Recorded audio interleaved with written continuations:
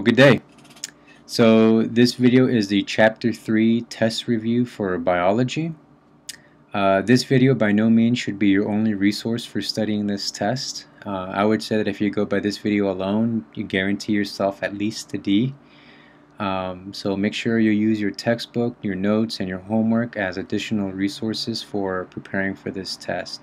So in this video, I'm basically going to outline what you need, the main ideas of what you need to know for each section in this chapter. And also at the end of this chapter, I have the essay questions for, or the possible essay questions for this test. So again, use your homework. Go through each chapter assessment, make sure that you can answer all of those problems without any help.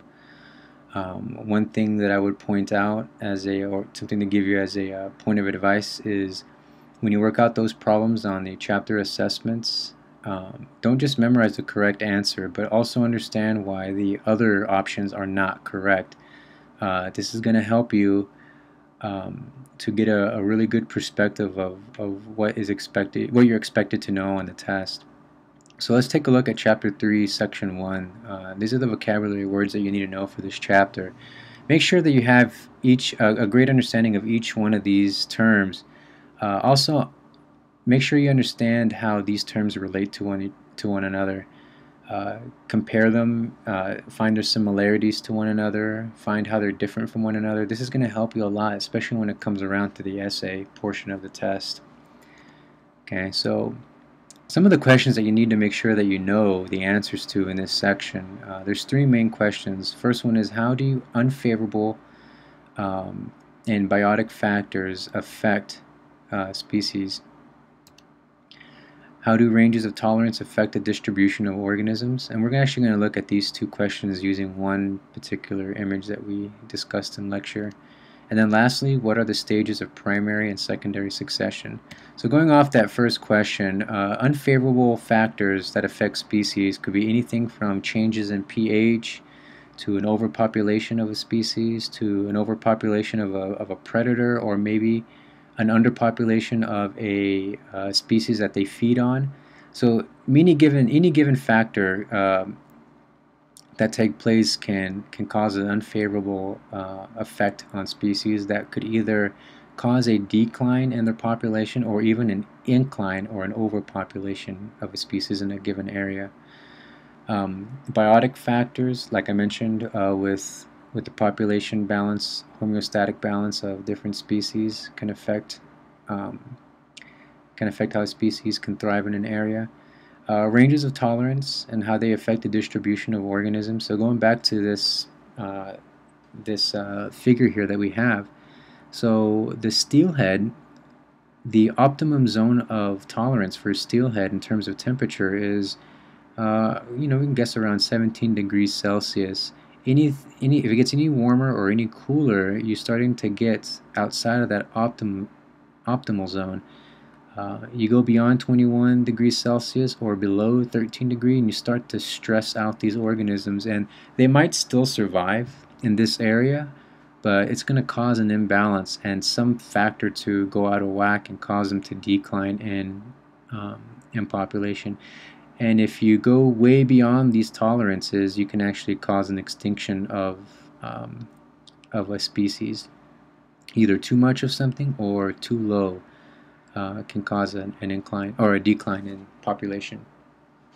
So the third question to make sure you have an answer to for 3.1 is, what are the stages of, in this case for this diagram, as a secondary succession? Remember, secondary succession, you already have an established environment, and some event has occurred, some short-term change has occurred. In this case here, you can see it looks like a forest fire. And this is an example of a secondary succession. So remember, with secondary succession, even though you have a catastrophic event, you still have a very strong layer of soil where plants can still grow. Okay, and you can have your small flowers and plants and grasses to shrubs, small trees, and eventually back to a mature forest. Okay, so going from a secondary to a primary succession, primary is very different than that. You start from literally rock bottom, from bare rock. And on these bare rocks, you have pioneer species that will begin to develop, like lichens and mosses. And over time, these species will die off and will leave a layer of basically decomposed material. And another layer of species will grow on top of that, consuming that.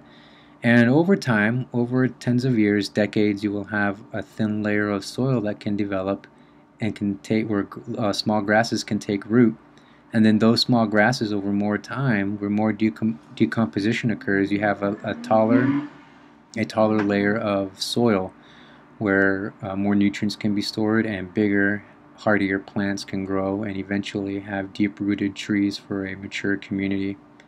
Okay, so primary succession, where you start from rock bottom. Secondary, where you have an already established environment and some event occurs where it has to basically start all over.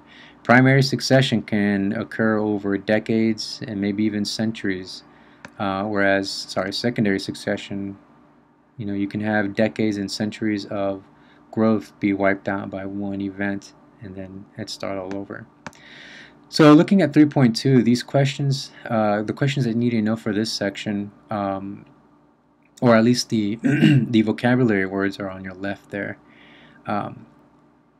These vocabulary words can be well summarized by using the graph on the right.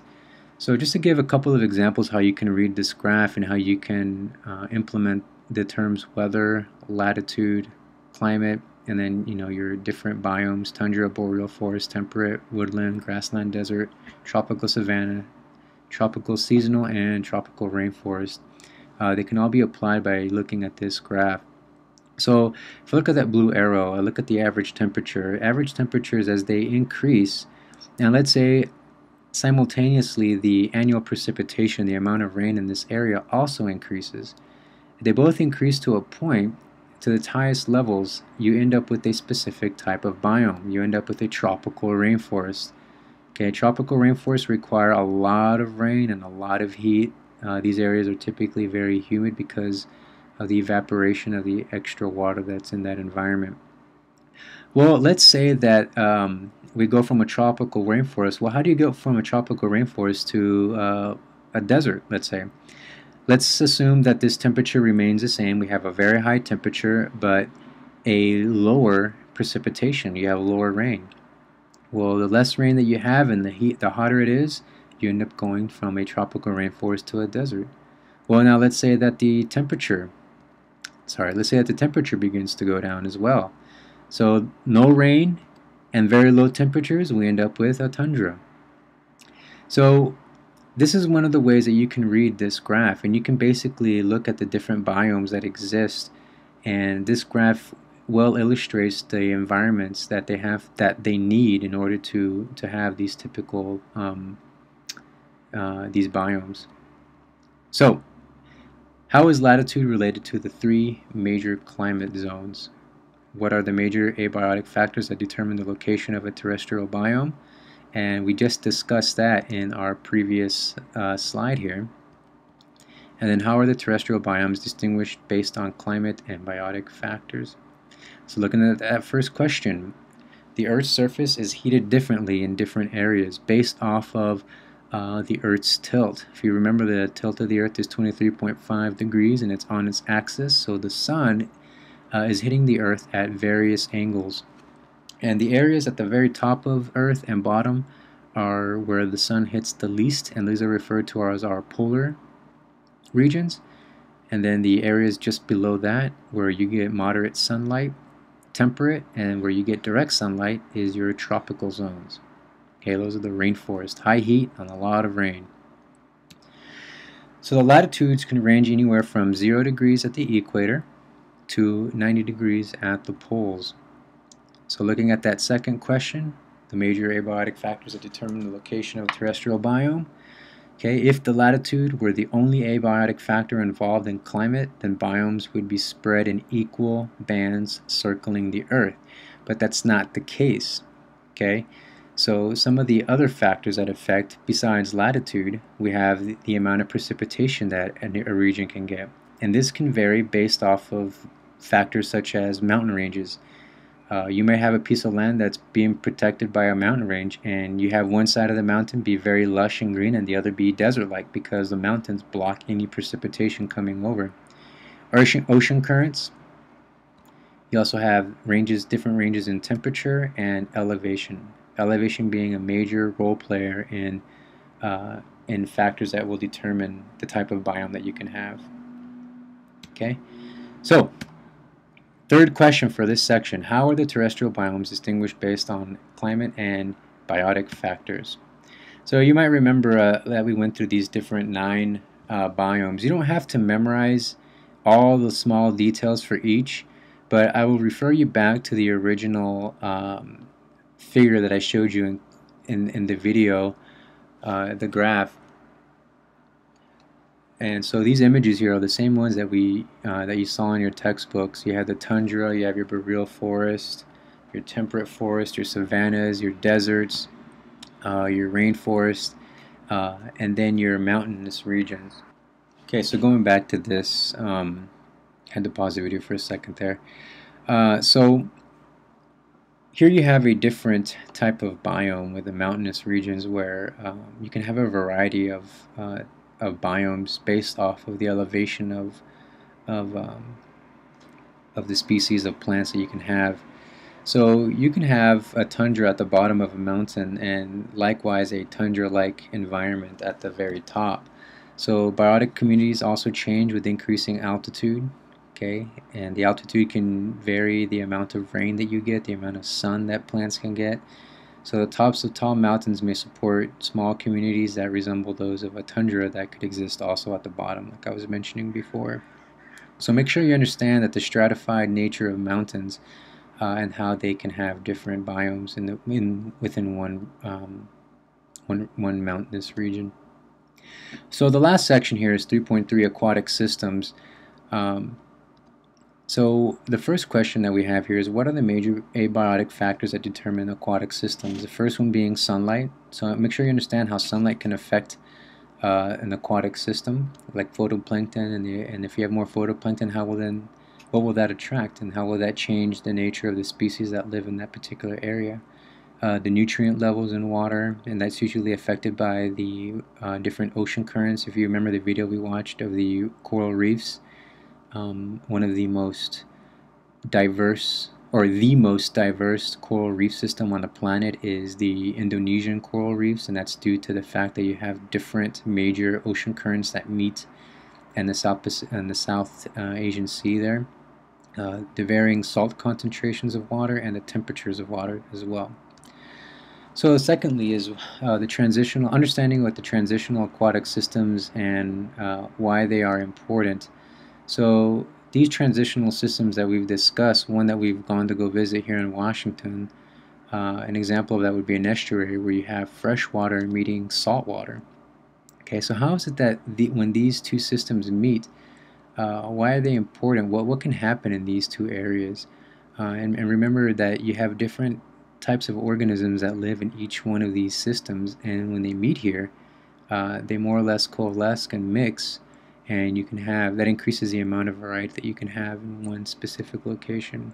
Also, we have swamps, bogs, and marshes. So again, making sure that you understand why these are important. Here's a diagram here that you can kind of take a look at to help understand their importance and what they can do. They can help with water flow and prevent floods in areas. They support very diverse wildlife, and they can also increase the value of homes by the type of grounds that they create. Marshes are typically left alone, and you end up with more land, if you will, and less building. So some things to consider, as well as the last question, which is, what are the zones of marine ecosystems? And I take you back to these two images that we saw in the textbook. Make sure you go back into the book and read on these different zones and how these zones are affected by abiotic factors like sunlight and nutrient levels. So on the left here you have your oceanic systems. Okay, you have your photic zone, your aphotic zone. Aphotic meaning no sunlight, hardly any sunlight, and then you have your abyssal zone, where there's absolutely no light, how does that affect the amount of species or the types of species that can live in those areas? Okay, and then moving on to your ponds and lakes on the right hand side, your littoral zone, I'm sorry, your littoral zone, your limnetic zone, okay, profundal. Okay, so be able to differentiate these zones, these marine systems from each other. And also go back to your text and take a look at the tidal zones as well, your high, middle, and low tides, and how does that affect the types of species that can live in that system as well. So now we're at the end of the video, and we're taking a look at the 5 possible essay questions that you can have. So at this point in the video, you can pause this, you can record, type out or write out these possible essay questions. The 5th essay question I have in the next slide, so you can take a look at that. So when you're filling out these essay questions, make sure to add in the vocabulary words that we've been mentioning at the top that you have that I have for you to remember for the test. The more essay questions, the more connections you can make between them as you're answering these questions, the better your result is going to be in terms of a grade. So for that last essay question, here it is. Based on the information on this illustration above, what can you infer about the major differences between freshwater ecosystems at point X and at point Y? If you remember, we discussed this in one of your in the lecture. So how does the ecosystem and where the arrows are pointing differ? And based off of that difference, what can you infer about these systems in terms of, you know, what kind of animals will live there, how will the ecosystem look, the diversity of the animals that will exist there.